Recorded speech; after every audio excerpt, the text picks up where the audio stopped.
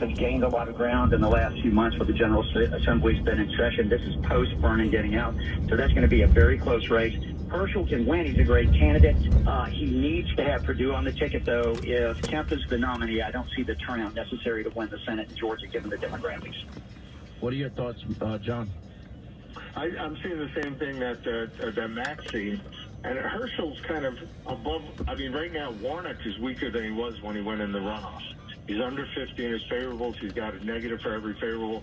But Herschel is doing better than people expected, and he's slightly ahead right now. So Herschel, I think, is going to win that seat. But that's going to be ground zero for control of the Senate between now and November. They'll spend $1 billion in that race.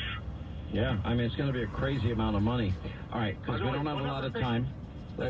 Very quickly, what do you see in Ohio, New Hampshire? I'm pretty confident Ron Johnson wins in Wisconsin.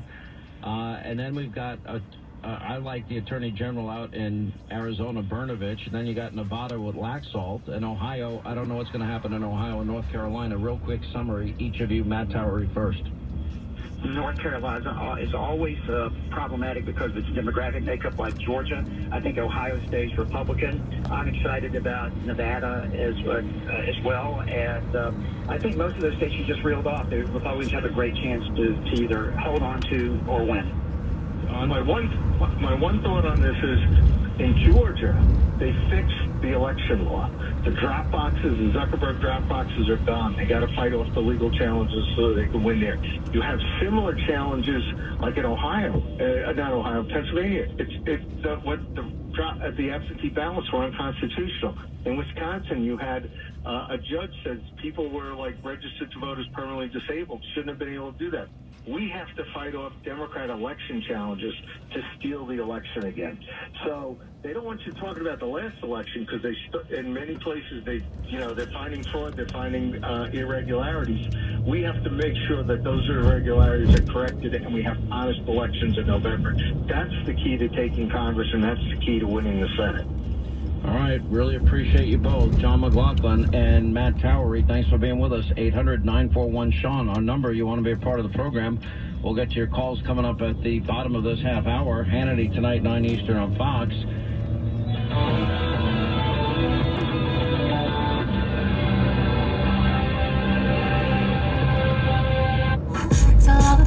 Listening in your common ground. Nobody else could understand. Marry Me, rated PG-13. For more answers, head over to theentertainmentanswer.com. And now an important message from Exergen. A critical new FDA study proves that non-contact thermometers are not accurate. They also have inaccurate information on their labels regarding accuracy. New COVID strains are on the rise, and non-contact We now carry the unbelievable belt, and then the back of the belt that's in my bag is actually like my baby. That's the tournament belt, so it was...